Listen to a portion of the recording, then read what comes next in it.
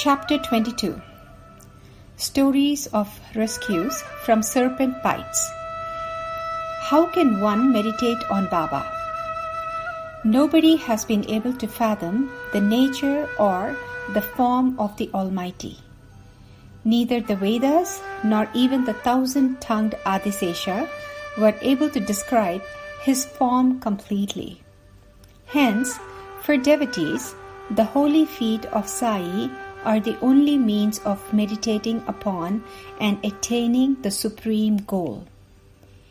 Hemad Pant suggests an easy manner of meditating.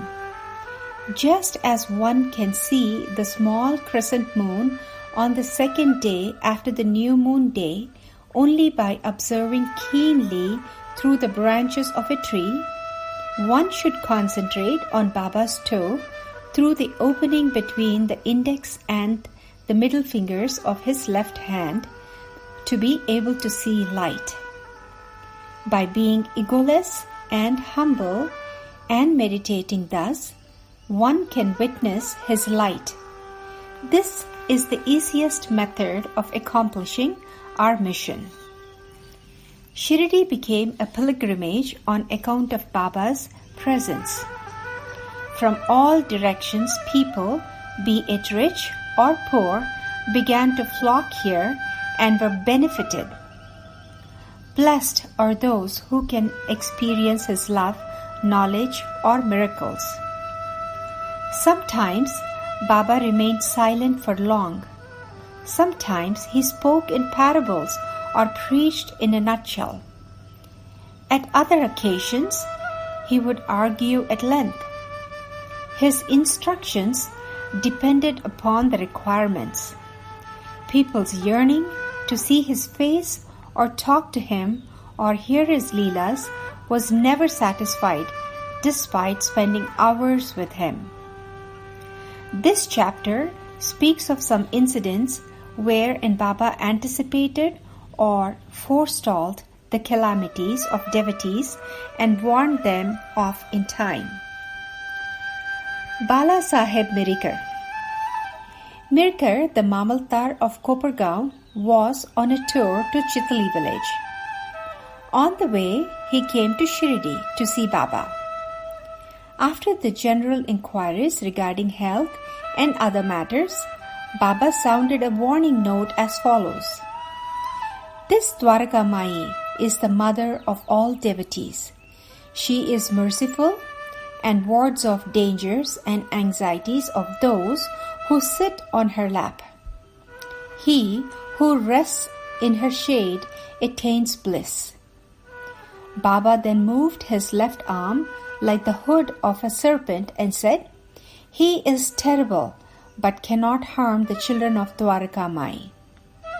After receiving Udi and blessings, and as advised by Baba, Mirikar took Shama along with him on the tour. That night at 9 p.m., they camped at Maruti temple.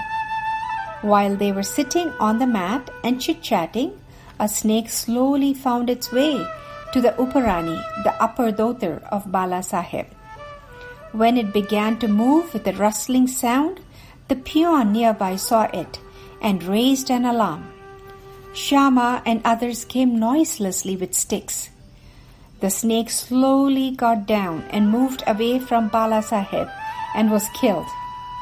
Thus, Baba prophesied the calamity and averted it. Bapu Saheb Bhuti. An astrologer, Nana Saheb Tengle, predicted to Bapu Saheb Bhuti in Shirdi that his life was in danger that day.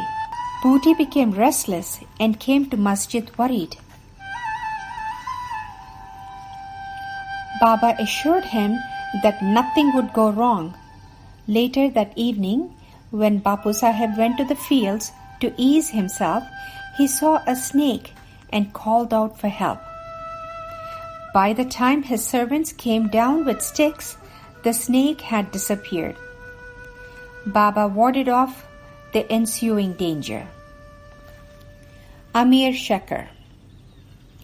A native of Korale village in Kopargaon Taluk and a butcher by caste, Amir Shekhar worked as a commission agent in Bandra.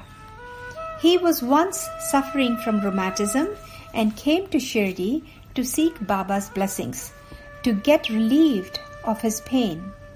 Baba made him stay at the Chavdi, though the place was actually damp and unfit for a person suffering from rheumatism to live in. Amir stayed there for 9 months and was fortunate to have Baba's company and attention day and night whenever Baba went past the Chavdi. After some time, sickened with the place, Amir quietly left for Kopargaon one night, where he stayed at a dharmashala. There he saw an old fakir who was on verge of dying. He requested for some water, and as soon as Amir gave him some to drink, the fakir died. Fearing punishment from authorities on grounds of suspicion for being the sole and the first informant, he sincerely repented for his action of leaving Shirdi without Baba's permission and prayed to Baba for help. Determined to get back, he fled and returned to Shirdi by night, frantically chanting Baba's name on the way.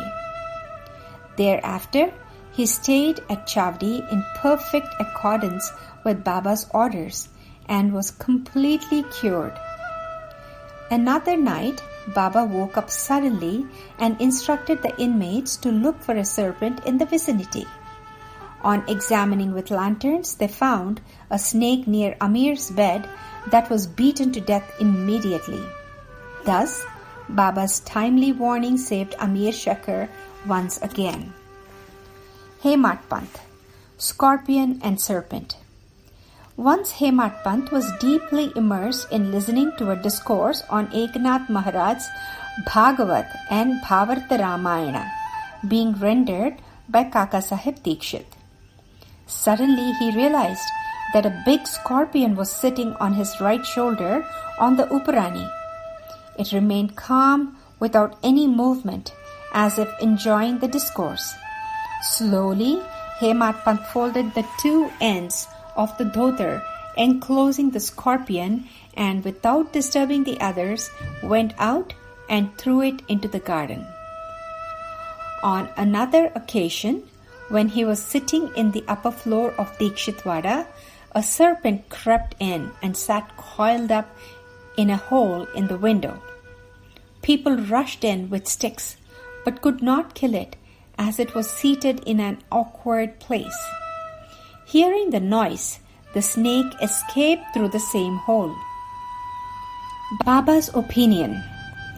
Hemat Pant and another devotee, Muktaram, had a hot discussion on whether it was right to kill creatures like the snake or let them go. Unable to arrive at a conclusion, they sought Baba's opinion, who said thus: God lives in all beings and creatures. Serpents or scorpions only obey his command and cannot harm others unless he wills. So, we should take pity and love all creatures. God is the protector of all.